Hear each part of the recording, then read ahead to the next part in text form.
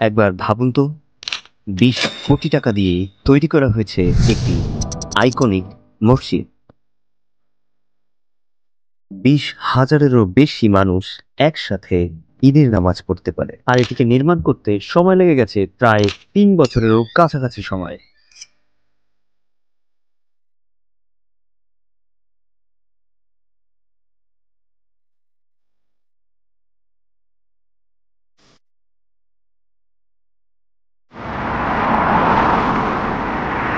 আর এই মসজিদের মিনারের উচ্চতা কত জানেন?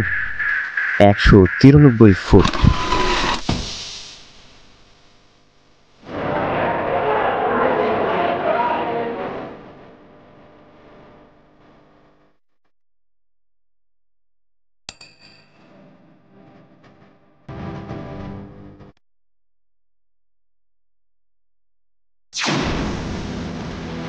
চোদ্দ একরের মতো জায়গা লেগেছে এই মসজিদটিকে নির্মাণ করার জন্য।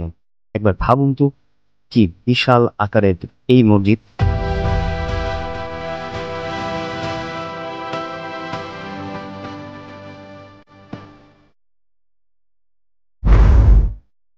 বাইতুল আমান জামে মসজিদ দাঁড়িয়ে রয়েছে প্রধান ফটকে। বাংলাদেশের বরিশাল জেলায় অবস্থিত এই মসজিদ। আপনি অবাক হয়ে যাবেন, বরিশালের সরকাঠির ছোট্ট এই একটি গ্রামে এত বড় একটি মসজিদ অবস্থিত। এখানের একজন বিশিষ্ট ব্যবসায়ী শরীফুদ্দীন আহমেদ এই ভবনটি নির্মাণ করেন। আসলে যদি ভবন বলি তাহলে ভুল বলা হবে। এটি বর্তমানে শুধুমাত্র মসজিদ ভবন এমন নয়, জায়গাটি এখন একটা বড় রকমের টুরিস্ট প্লেস হিসেবে পরিচিতি লাভ করে ফেলেছে।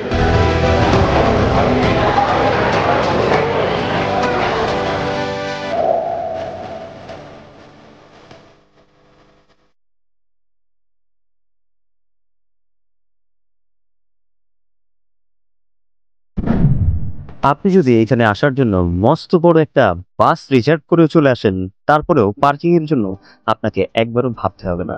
তার কারণ হচ্ছে, এই মসজিদের সামনে রয়েছে বিশাল বড় এক পার্কিং লট, রয়েছে বিশাল একটি গার্ডেন, রয়েছে একটি পুকুর এবং আরো অনেক অনেক কিছু। ওকে গাইস, সো সবচেয়ে ইন্টারেস্টিং ব্যাপার হচ্ছে, আজকে আমি 20 কোটি টাকা দিয়ে তৈরি মসজিদে নামাজ পড়লাম এবং এই মসজিদে একসাথে 20,000 লোক নামাজ পড়তে পারে। এখানে রয়েছে ঈদগাহ, এখানে রয়েছে একটি মাদ্রাসা যেখানে 30 জন লোকের কোঠা রয়েছে। বর্তমানে 15-17 জনের মতো তারা পড়াশোনা করছে।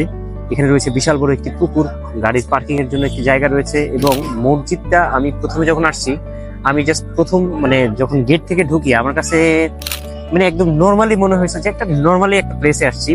আস্তে আস্তে আমি যখন ভিতরে আসছি, তখন আমার কাছে বেশি ইন্টারেস্টিং লাগছে।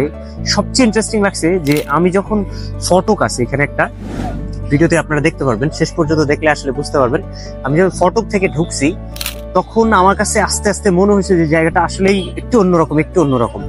এরপরে মসজিদের ভেতরে নামাজের জন্য যখন গেলাম, সাধারণত মসজিদের ভেতরে যেতে দেয় না, তো আমরা আসলে নামাজের উদ্দেশ্যে গিয়েছিলাম এবং যেহেতু ভিডিও করা নিষেধ আছে, তো আমরা মোটামুটি ভাবে চেষ্টা করেছি আপনাদেরকে ভিডিওগুলো দেওয়ার জন্য এবং ভিডিওর মাঝখানে আপনারা সেগুলোও পেয়ে যাবেন। তো বিষয় হচ্ছে যে ভেতরে যাওয়ার পরে তার কারুকাজ এবং সবকিছু দেখে আমার কাছে যেটা মনে হয়েছে যে আসলেই অসাধারণ কারুকার্য। তো আমার রিকোয়েস্ট থাকবে, আপনি যদি কখনো বরিশালে আসেন, তো বরিশালের এই জায়গাটাতে আপনি অবশ্যই আসবেন এবং বাকি ডিটেলস এবং যা যা আছে সবকিছু আমি আমার কমেন্ট বক্সে বা ডিটেলসে দিয়ে দিব। আপনারা সেখান থেকে দেখে নিতে পারবেন। ঠিকানা এবং অন্যান্য যে তথ্যগুলো রয়েছে সবকিছু আপনারা সেখানে পেয়ে যাবেন। মন করা অপূর্ব সৌন্দর্য নিয়ে বাইরের যে পরিবেশ তা আমরা দেখেছি। চলুন দেখে আসা যাক ভেতরের কি অবস্থা।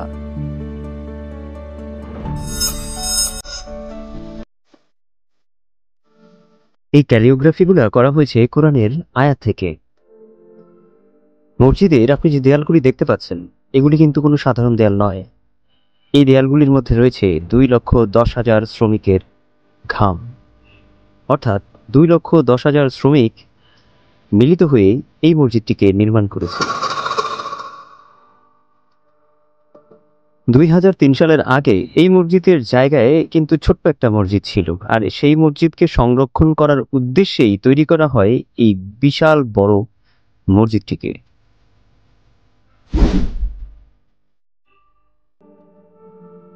এই মসজিদে বিভিন্ন স্থান থেকে মাটি আনা হয়েছে, যেমন হজরত মোহাম্মদ সাল্লাল্লাহু আলাইহি সাল্লামের জন্মস্থান থেকে, যেখানে তিনি জন্মগ্রহণ করেছেন সেইখানকার পবিত্র মাটি, এরপরে পবিত্র কাবা শরীফের মাটি, আরাফাতের ময়দানের মাটি এবং মুসলিমদের বিভিন্ন রকমের পবিত্র স্থানের মাটি দিয়ে।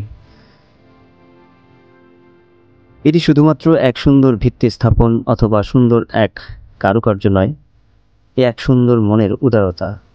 যিনি মসজিদটিকে বানিয়েছেন, সত্যি তিনি শুধুমাত্র সৌন্দর্যের প্রতীক হিসেবে তৈরি করেননি, রয়েছে তার মহান আল্লাহ তাআলার প্রতি অজস্র পরিমাণ ভালোবাসা।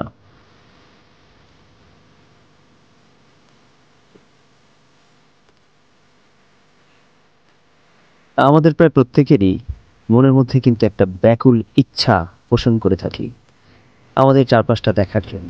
কর্মব্যস্ততার কারণে সেটা হয়ে ওঠে না। আমি চেষ্টা করছি আমার এই ক্ষুদ্র প্রচেষ্টায় আপনাদেরকে আপনাদের ফোনে অথবা টেলিভিশনে আপনাদের প্রিয় জায়গাগুলি দেখাবার জন্য। আপনারা কমেন্টের মাধ্যমে জানাবেন আপনাদের প্রিয় কোন কোন জায়গাগুলি আপনি দেখতে চান। নতুন যারা এসছেন আমার চ্যানেলটিকে সাবস্ক্রাইব করতে ভুলবেন না। দেখা হবে অন্য কোথাও অন্য কোনো ভিডিও নিয়ে। সে পর্যন্ত সবাই ভালো থাকবেন। আল্লাহ হাফেজ।